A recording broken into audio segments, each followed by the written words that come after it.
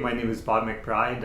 I've been an activist for pretty much my entire adult life. I was an English teacher at a CEGEP in Quebec City, recently come to Montreal. I've been involved in human rights, especially with Amnesty International, refugee support as well. I founded 2 environment groups in my illustrious career. I've worked with young people, activists in raising awareness and in encouraging people to become involved in the political process, especially from a progressive perspective. Here in Montreal, I'm involved in ATTAC Quebec. I'm involved in Canadians for Justice and Peace in the Middle East, Citizens in Action, the Council of Canadians, Amnesty International. Probably forgotten other things. My name is Nadia Alexan. I am a social activist. I've been involved in many movements all my life. First with the feminist movement, then with the anti-nuclear movement.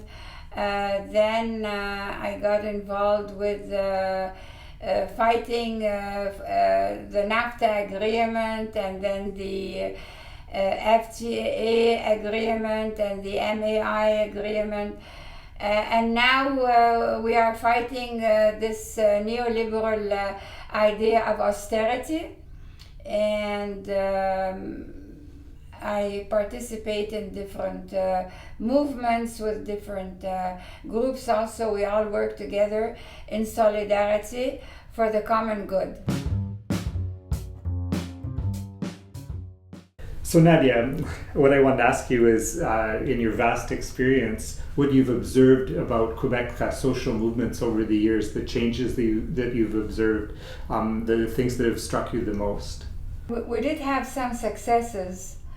For example, we managed to scuttle the MAI and the FTA, the agreement with the Americas, and we had big summit that I can remember in 2001. We all went to Quebec City, and it was a big summit. There were people from all over the world. Of course, many of us were gassed, but I think we managed to get the point across, and we managed to scuttle this agreement. Also, I was part of the feminist movement. My school board delegated me to do some research and to consciousness raise the teachers. This was in the 1970s when feminism became a movement. And I managed to read everything there was to be read on the issue, and I reduced the whole thing to 10 points. And then the school board sent these points to all the teachers. I worked on the English side of the Catholic school board, and I had a conference with Doris Anderson, the late Doris Anderson, who was the editor of Chatelaine magazine. And she looked at my 10 points and she said, "I never saw the whole movement reduced to 10 points. This is very well done." And I had invited her to speak at the conference for the teachers convention.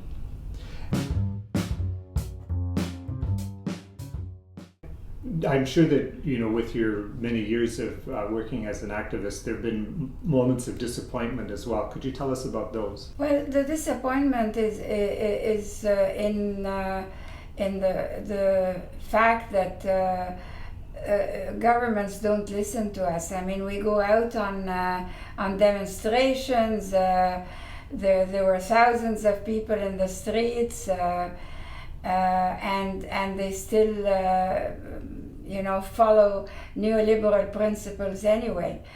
That was the disappointment, of course, was that after all the work we did for NAFTA, it passed anyway. NAFTA, and now they're passing CETA, which is another international agreement with Europe. The disappointment really is in the fact that the first 30 years after the Second World War, the middle class had some kinds of advancement, some kinds of progress, some kind of benefits, and now all these benefits are being rolled back in favor of the multinationals and their quest for privatization.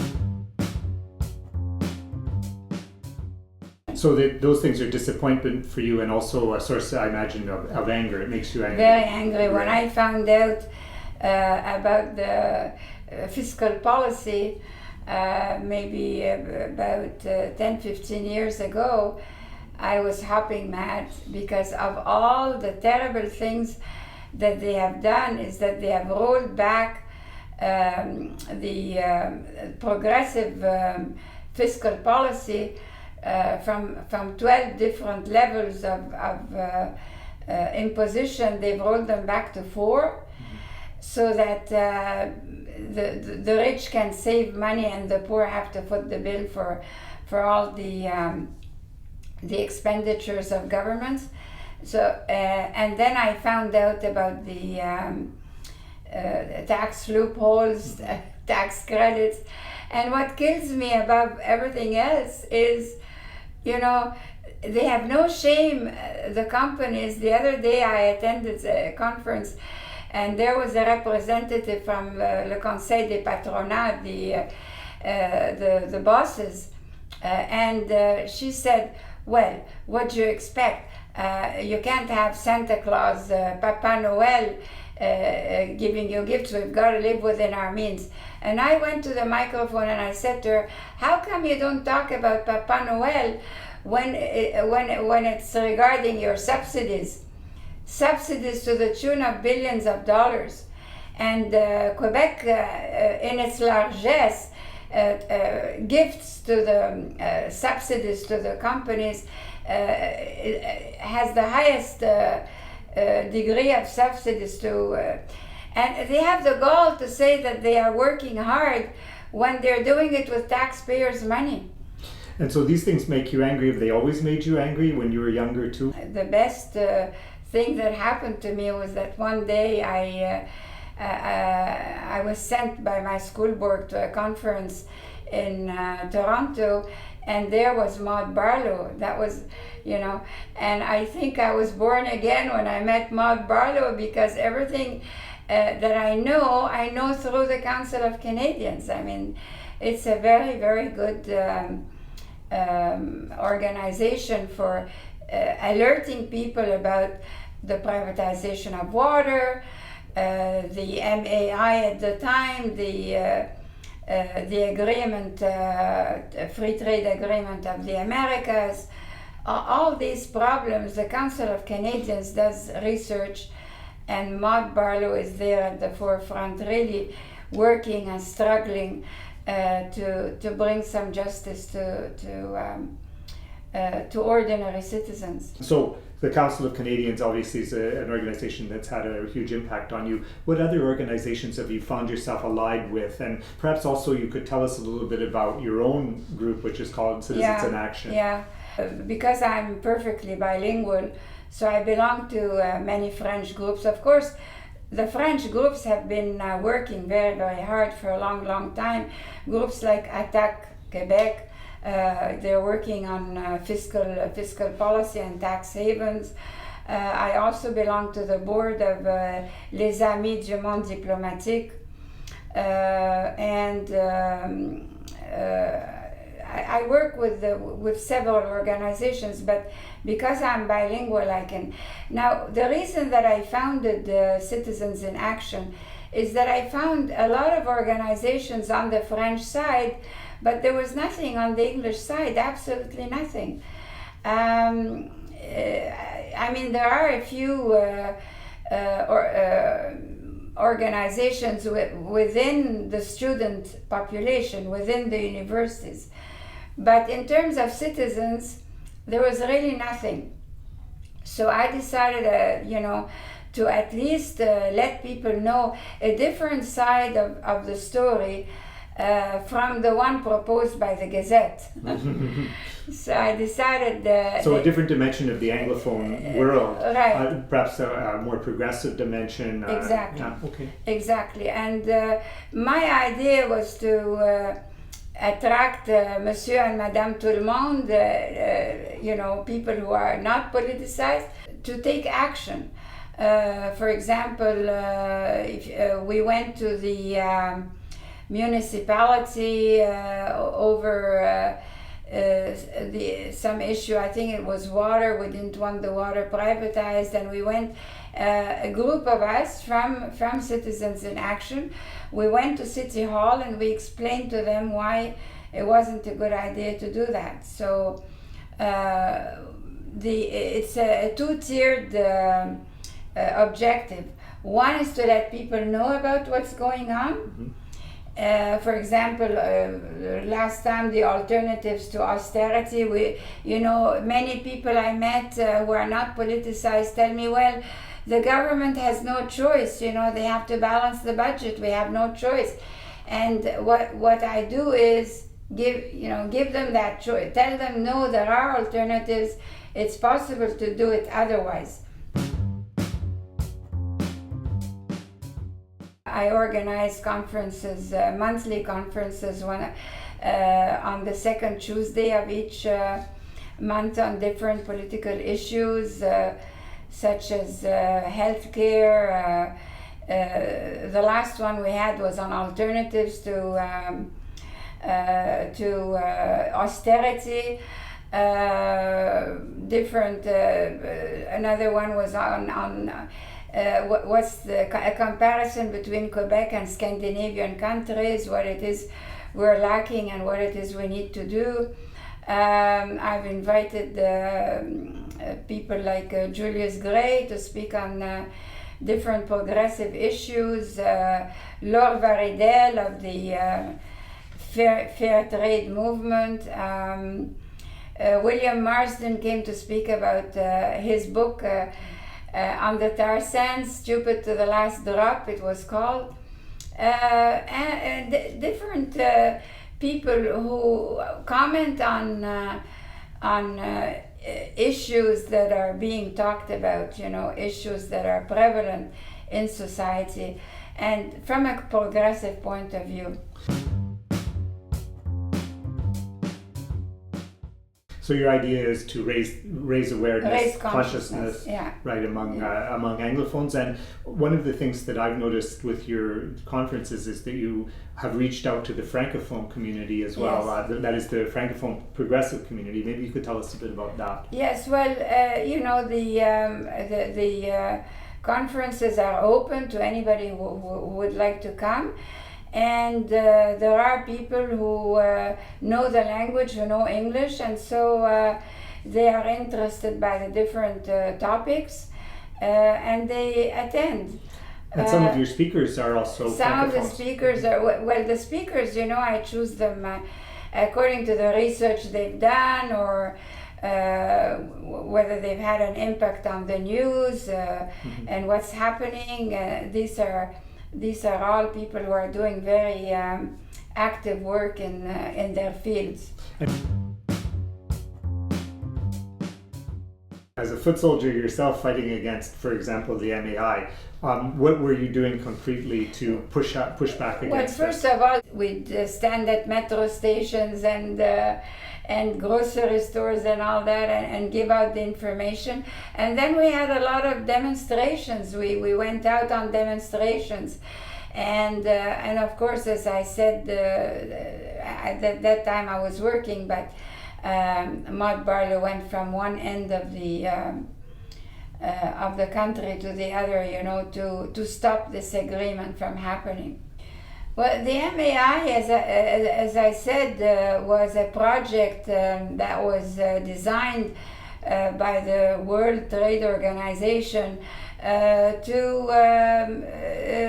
give more rights to multinationals as opposed to citizens. You know, what they want, for example, is to allow a product that is detrimental to the health of people, but to allow it to be on the market anyway.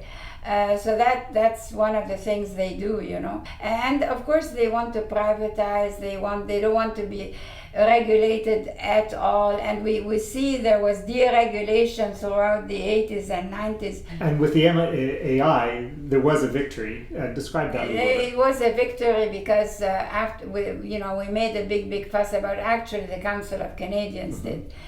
And Maud Barlow went around the whole of Canada, from one end to the other, and she's also very active in other countries. And all of the activists came together and made sure that this agreement would never work. So victory to celebrate. Victory, yeah. Nadia, you were an anti-nuclear activist and a feminist. Tell us a little bit, step by step, some of the key phases of those struggles, the things that stand out in your mind. Well, I know that a lot of people were against the feminist movement, you know, but I couldn't understand why they would be against equality and the fair pay, you know. Why would anyone be against men and women having equal pay for equal work? There was also the question of harassment and sexual harassment. I think this is maybe an ongoing struggle. Women have achieved some advancement. They're better off than they were before, but we're not up there yet. We don't have the same number of women, let's say, in government as they do in Scandinavian countries. In Scandinavian countries, they have a law that says equity between men and women in parliament. Here we don't have such a law. Women are still making 80 cents for every dollar that a man makes. So that's still not very good. We still have a long way to go. But we have made progress in this area. Change is difficult. You know, it's difficult to change mentalities, to get the men to come home and work around the house and prepare supper with their husbands is not. You know, usually, you know, people think, oh, it's a woman's work to buy the groceries, to cook, to clean. It's beginning to change now, not fast enough, but it's beginning to change. So this is what we did in the 70s. We brought about a way of consciousness raising so that people become aware of the issues. Mm-hmm. And it was culminated, like I said, by a conference with Doris Anderson at the Teachers' Convention. Right. And then as an anti-nuclear activist, tell us maybe the historical context and some of the key moments for you. The one thing that stands in my mind is the documentary that I think it won some big prize, I forget. It was called If You Love This Planet. That was the seed that got us all involved, and there was a group of women who were very, very vocal about this issue, and there were conferences and marches. I remember the marches more than anything else. It all takes a lot of work, a lot of dedication, a lot of perseverance also in the face of setbacks. But eventually I think we're going to win, just like we won pension plans and health care, Medicare, and we're the only province that has daycare, although they're trying to take it away now. But You know, it comes with the work of people. It doesn't drop from the heavens above. You're a veteran. You've been doing this for many, many years. You have contact with young people. What would you say to the young activists of today? What kind of advice would you give them? I think it's very, very, very important to be part of the political process, to engage, to participate in the political process, because things don't get done by themselves. And many people tell me, so what, you know, you're working, what have you achieved, what have you done? And I keep telling them, if this is the way that activists would think, nothing would have ever been achieved. I mean, people don't understand that Medicare did not just happen. It didn't just fall off from the skies, you know. There are people who died. I mean, in Saskatchewan, where Tommy Douglas was the father of Medicare, the powers that be used to unleash the police on their horses to kill the protesters. A lot of people have died for the benefits that we now take for granted. Retirement, they didn't come out of the blues and decide that old people deserve to have some income. The slavery was abolished by the work of hundreds of people. It didn't just fall off the skies. The feminist movement, I mean, look at all, when first the feminist movement started, you know, they were called crazy nuts. They wanted the vote. What do you mean you want the vote? Women are not even considered persons, let alone giving them the vote. So all of these benefits that we now take for granted, people worked for them. They didn't come out of the blues, you know. Get interested. What I would tell students is get interested in a particular area, because there are so many issues. I mean, we're being attacked on all fronts. On all fronts we're being attacked. The few benefits that we've managed to reap, to drag out of them really, in the 30 years after the Second World War, one by one, like for example pensions, they now want to take away our pension plans. They want to make us use user fees, you know, pay user fees for everything and the whole idea. And you know what kills me most is the collusion between governments and companies.